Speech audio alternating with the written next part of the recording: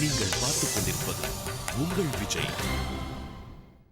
வேற என்ன சங்கடம் இருக்கு இவர்களுடைய பெரிய மீசையால்? இங்கே பப்ளிக்கில் சாப்பிடும்போது அந்த தயிரோ எதனெல்லாம் ஒட்டிக்கும் போது நம்மளுக்கு பார்க்கறது ரொம்ப சங்கடமாக இருக்கும். அது இதெல்லாம் தாங்க பிரச்சனை. எஸ், உண்மையாவே ரொம்ப நுணுக்கமான பிரச்சனை.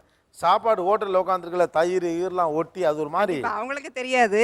ஆனால் வந்து நம்ம பார்க்கும்போது வந்து இன்னும் இப்படி பண்ணுறாங்களே, ஒரு சமயம் ஆசையாக இருக்கும். இன்னும் பப்ளிக்கில் வரும்போது வந்து அதை வந்து ஒட்டிக்கும் போது நம்ம அவங்கள தான் பார்த்து தொடங்க செய்யுங்கன்னு அப்படி சொல்ல வேண்டியதாக இருக்குது. நம்ம சாப்பிட்றத கூட விட்டுட்டு அவங்கள அதுதான் பார்த்து சொல்ல கவனிக்கணும். வேண்டியது. அது கொஞ்சம் சங்கடமாக இருக்கும்.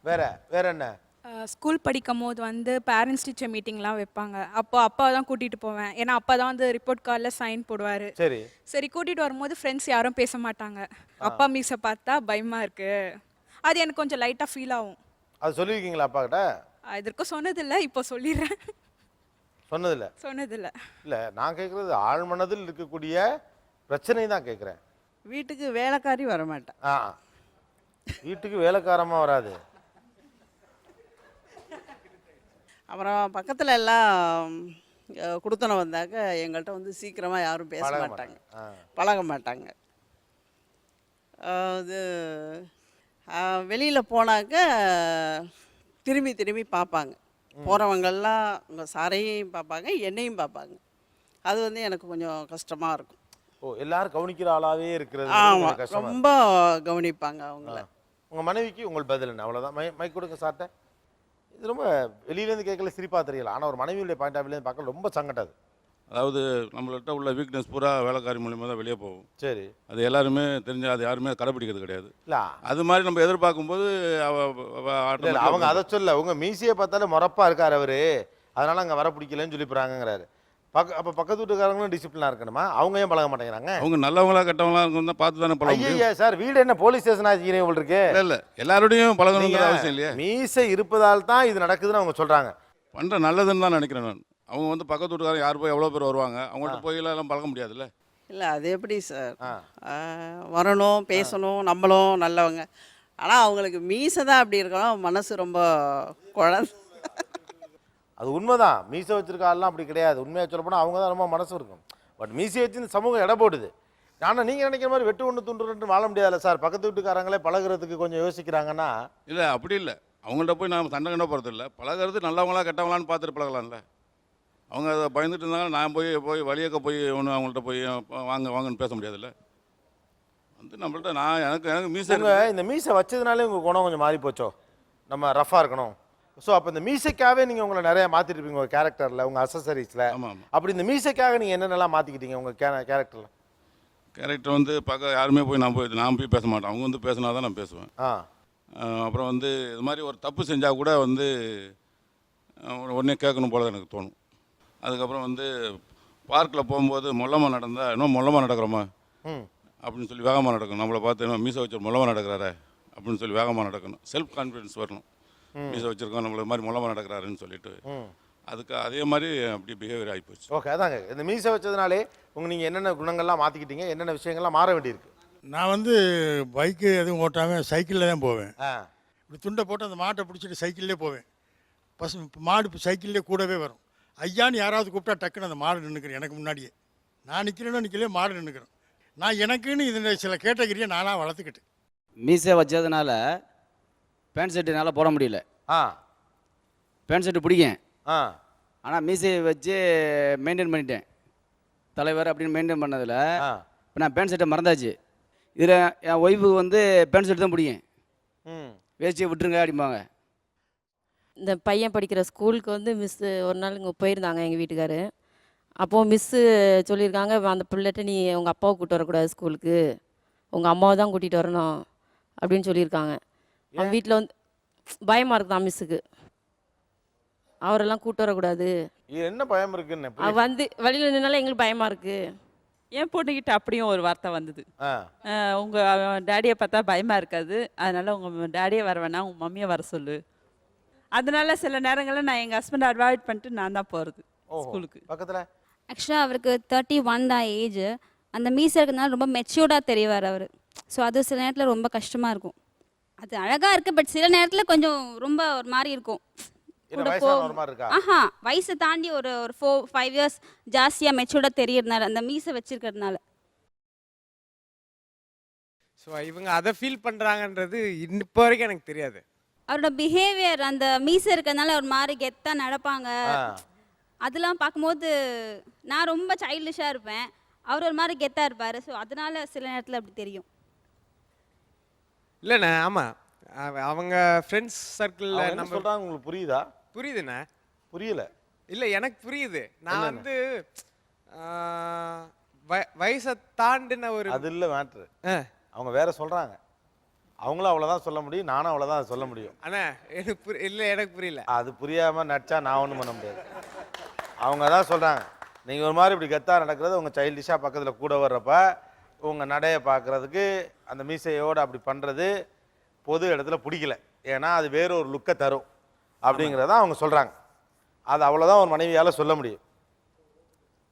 நம்ம பேசுனா கேட்கணும் அப்படின்ற ஒரு விஷயத்துக்காகவுமே நான் இந்த மீசையை மெயின்டைன் பண்ணுறேன். இல்லை அதெல்லாம் சரி, அதெல்லாம் தொழிலுக்காக இருக்கட்டும். பட் இன்றைக்கி இருக்கக்கூடிய ஒரு யங் ஏஜ், ஒரு யூத்தான க்யூட்டான ஒரு பையன் மாதிரி என்னுடைய வீட்டுக்காரர் இருக்குன்னு அவங்க நினைக்கிறாங்க. ஃப்ரெஞ்ச் பேட் ரொம்ப பிடிக்கும். ஃப்ரெஞ்ச் பேட் வச்சு சிம்பிளாக நான் நிறைய தடவை சொல்லியிருக்கேன் அவர்கிட்ட, அது நல்லா இருக்கு உங்களுக்கு அப்படின்ட்டு. பட் அவருக்கு பிடிச்சது அந்த மாதிரி வச்சுருக்காங்க. ஷிப் கேப்டன்ஸ் நிறைய பேர் என்னை கங்க்ராச்சுலேட் பண்ணி இந்த முஸ்டாஸ் தனியாக ஃபோட்டோவே எடுத்திருக்காங்க. நார்த் இந்தியா போயிருக்கும் போதும் எனக்கு நாசிக்கில் கிட்டத்தட்ட ஒரு 10-15 பேர் என் ஃபேஸ் எடுக்காமல் என்னை நிமிர சொல்லிட்டு இந்த மீசை வரைக்குமே ஃபோட்டோ எடுத்திருக்காங்க. ஸோ இதெல்லாம் சேர்ந்து இப்போ என்னை அதை மாற்ற விடாமல் பண்ணுது. அதெல்லாம் ஓகே பாஸ், உங்கள் பொண்டாட்டிக்கு பிடிக்கலையே, அவ்வளோதான் மேட்ரு. தோற்றம் இது அப்போசிஷனும் வந்திருக்கு எனக்கு. நீங்கள் ஓகே, ஒரே ஒரு கேள்வி தான், ஏன் இந்த மீசையை எடுக்கக்கூடாது? சிம்பிளான ஒரு மீசை வச்சுக்கக்கூடாது? எடுக்கலாண்ணே, ஆனால் எனக்கு தோணலை. அவ்வளோதான் தோணலை, அவ்வளோதான். எஸ், வேற? அப்பா கூட பைக்கில் போகும்போது மீசை பறக்கும்போது கண்ணை குத்தும். ஓ, மீசை பறக்கல, கண்ணை குத்தும். காலையில் காலேஜ் கிட்ட போகும்போது பைக்கில் போயிருப்போம் சார். அப்போ காற்றுல வந்து அப்பா கண்ணை குத்துதுன்னு சொல்லிச்சு.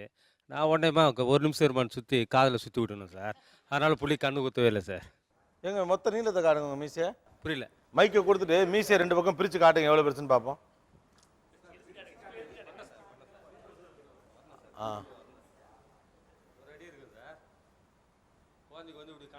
இல்லை, நீளமா பிரித்து காட்டுங்க.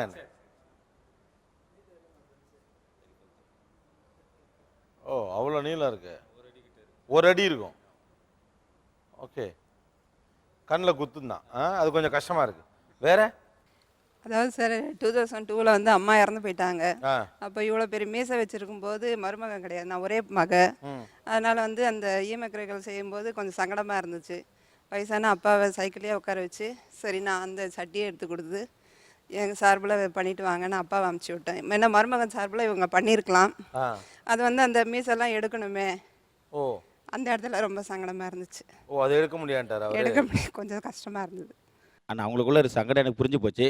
என்னாலும் இதை கொஞ்சம் தவிர்க்க முடியாது. இத்தனை வருஷமாக மெயின்டைன் பண்ணமே, நான் வந்து ஒரு 20 வருஷமாக அதை மெயின்டைன் பண்ணிகிட்டு இருக்கேன். அதனால் இத்தனை வருஷமாக வளர்த்தது வந்து எப்படி எடுக்கணும் ஒரு மனசுக்குள்ளே ஒரு ஊண்டிங்க ஆயிப்போச்சு. மேபி கொஞ்ச நாளில் வளர்ந்துட கூட வாய்ப்பு இருக்குது. கண்டிப்பாங்க, அது வளர்ந்துட வாய்ப்பு. இந்த லெவலில் நான் மெயின்டைன் பண்ணி வைப்பேனான்னு எனக்கு ஒரு சந்தேகம் வந்துடுச்சு. வளர்ந்து இவ்வளோ அழகாக வச்சுக்க முடியுமான்னு ஒரு யோசனை வந்துடுச்சு. உள்ளுக்குள்ளே என்ன இருந்தது எடுக்கணும்னு சொல்லிட்டு, ஆனால் இருந்தால் மனசு கொஞ்சம் இடம் கொடுக்காம இருந்தது. வேற சார், இது மாதிரி மீசை வச்ச இடத்துல வந்து நம்ம போகும்போது அவங்களுக்கே வந்து ஒரு மனசுக்கு வந்து ஒரு அக்செப்டபிள் ஆகுது. இவ்வளோ பெரிய மீசை வச்சிருக்காருன்னா இவராண்ட இன்னா இருக்குது, எதனால இவர் இது மாதிரி மீசை வச்சிருக்காரு, இன்னா தோற்றம் இருக்குது. அந்த தோற்றத்தில் வந்து அவங்க நம்மளை வந்து ஜட்ஜ் பண்ணுவாங்க. இந்த மாதிரி பெரிய பெரிய மீசை வச்சிருக்கவங்கள நம்ம எதிரில் பார்க்கக்கூடிய மனிதர்கள் இந்த சமூகம் எப்படியெல்லாம் பார்க்குது? ஒரு முக்கியமான இடத்துக்கு ஒரு இடத்துக்கு போக முடியாது, அது கஷ்டமாக பாங்க. நம்ம என்னோட ஒரு மாதிரி இருக்காரங்களும் பண்ணிப்பாங்க. ஒரு பெரிய பெரிய இடத்துக்கு நம்ம போகும்போது நம்மள ஒரு வித்தியாசமாக நினைப்பாங்க. பார்க்கும்போது என்னோட ஒரு எந்தெந்த மாதிரியான இடத்துல உங்களை வித்தியாசமா பார்க்குறாங்க? ரேஷன் கடையில், ரேஷன் கடைகள் கியூவில் நின்று வாங்குறதுக்கு கூச்சமாக இருக்கணும். நான் ஃபீல் பண்ணியிருக்கேன். வேற எந்தெந்த இடத்துல, எந்தெந்த பொது இடங்களில் நீங்கள் வித்தியாசமாக பார்க்குற? ஆஃபீஸ் கல்ச்சரில் ஃபார்மல்ஸ் போட்டுட்டு இந்த மீசை வச்சுட்டு போனால் டிஃப்ரெண்ட் லுக் இருக்கும், அது டோட்டலாக கான்ட்ரடிக்ஷனாக இருக்கும். அது ஒன்று. அதே மாதிரி நம்மகிட்ட பேச வர லேடிஸ் கூட ஆளு முரட்டத்தனமாக இருக்கா, அப்படியே பேசலாமா, எப்படி இருக்கும் கேரக்டருங்கிற மைண்ட் செட்டில் தான் நம்மகிட்ட பேசுறதுக்கு அப்ரோச். ஸோ அப்ரோச் பண்ணுறதுக்கே பயப்படுவாங்க. சந்திரகடத்தில் வீரப்பன் கேஸ் ரொம்ப சீரியஸாக இருக்கும்போது சார், நான் எம்ஏ கர்நாடகா ஸ்டேட் யூனிவர்சிட்டியில் ஓப்பன் யூனிவர்சிட்டியில் பண்ணியிருந்தேன். அப்போது செமினார் ப்ரோக்ராம் இருந்துச்சு. அப்போ பெரிய மீசையாக இருந்தது, வீரப்பன் மீசை மாதிரி இருந்தது. அப்போ அங்கே போனால் சந்திரகட வீரப்பன் தமிழன் நம்மளும் போனால் அவங்க ஒரு சீரியஸாக பார்த்து நம்மளை ஏதாவது பண்ணுவாங்கங்கிற ஒரு பயத்தில் அந்த செமினார் ப்ரோக்ராமுக்கு கேன்சல் பண்ணேன். அப்போ அந்த ராஜகுமாரை கடத்தி வச்சுருந்தாங்க. அப்போ அந்த கோபத்தை எல்லாம் நம்ம மேலே காமிப்பாங்க அப்படின்னு சொல்லிட்டு அதனால் பயந்துக்கிட்டு செமினார் ப்ரோக்ராமுக்கே போகல. ஓ, குழந்தையோட ஸ்கூலில் சார் இன்றைக்கி வந்து நான் இந்த ப்ரோக்ராமுக்காகவே ஸ்பெஷல் பெர்மிஷன் கேட்க போயிருந்தேன். ஹெட்மினிஸ்டர் வந்து அவங்க வந்து என்கிட்ட தைரியமாக தான் பேசுகிறாங்க.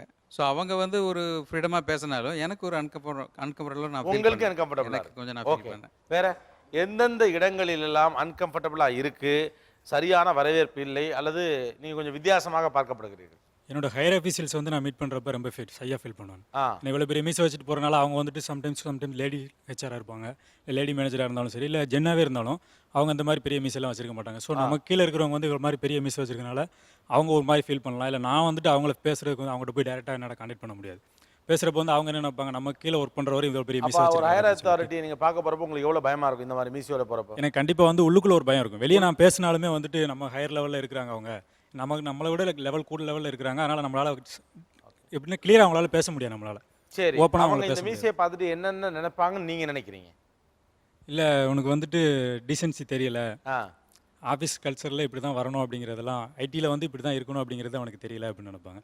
ஆனால் எனக்கு வந்து இது விருப்பமாக தான் இருக்குது. ஏன்னா ஐடியில் வந்து யார் இவ்வளோ பெரிய மீசை வச்சுருப்பாங்கன்னு நான் இது வரைக்கும் நான் பார்த்ததில்லை.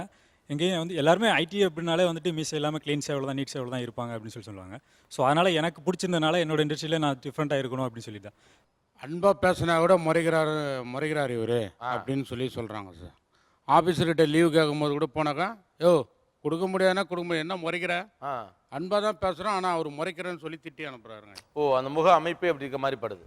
இது பப்ளிக் மால்ஸு தியேட்டர்ஸ்லாம் போகிறப்ப ஒரு ஸ்ட்ரேஞ்சரை பார்க்குற மாதிரி பார்ப்பாங்க. நல்லா சிரிச்சிட்டே வருவாங்க, கேர்ள்ஸ் அது யாரும் சிரிச்சிட்டே ஃபேமிலியோட வருவாங்க. அப்போ நமக்கு ஒரு அன்கம்ஃபர்டபுள். அந்த மாதிரி டயத்தில் உங்களுக்கு என்ன தோணும்? அப்போ மைண்டில் என்ன ஓடும்? இல்லை அது மாதிரி நேரத்தில் வந்து கொஞ்சம் ஒரு கஷ்டமாக தான் இருக்கும். அப்போ நம்ம கொஞ்சம் அன்கம்ஃபர்டபுள் ஃபீல் பண்ணுவோம். ஒன்றும் சார், இதனால் ஒரு வேலையே நான் இழந்திருக்கேன். எதுக்குன்னா ஒரு மெடிக்கல் சம்மந்த பெரிய ஹாஸ்பிட்டல் சிட்டிக்குள்ளே அந்த வேலைக்கு போய்ட்டு இன்டர்வியூலாம் அட்டென்ட் பண்ணி எல்லாம் பண்ணிட்டேன். ஹெச்ஆர் மேனேஜர் பேசிட்டாரு, அவங்க பிஆர்லாம் பேசியெல்லாம் ஓகேன்ட்டாங்க. ஃபைனலாக வரும்போது என்ன பண்ணார், சார் மெடிக்கல் சம்மந்தப்பட்டது, நீங்கள் மீசியை ஃபுல்லாக எடுத்துகிட்டு சின்னதாக அழகாக எடுத்துகிட்டு வந்து வச்சுட்டா 22,000 ரூபாய் சம்பளம். அது இன்டர்வியூலாம் பாஸ் பண்ணி இந்த மீசைக்காக என்ன பண்ணாங்க, அந்த வேலையை நான் ஒரு மனசில் பண்ணேன். வேலை முக்கியமாக மீசை முக்கியமான போது நம்மக்கிட்ட திறமை இருக்குது, சாதிக்கலாம், எவ்வளோ வழிமுறை இருக்குது. இத்தனை வருஷம் மீசையை விட்டுட்டு வரதுக்காக வேலை முக்கியமா, இதுக்கப்புறம் வேறு சம்பாதிச்சு அப்படின்னா அந்த மீசைக்காக அந்த வேலை கிடைக்காம போய் வந்துட்டு வேறு ஒரு லைனில் நான் முன்னுக்கு வந்துட்டேன் சார். அது வந்து அவர் ஆசைப்பட்டு ஏற்றுக்கிட்டதுனால கஷ்டம் நஷ்டம் எல்லாமே அவரே அனுபவிச்சுப்பார். அதனால் சரி அவங்க இது தானே நம்மளுக்கு தேவை, அந்த சந்தோஷத்தை விட்டு கொடுத்தாச்சு.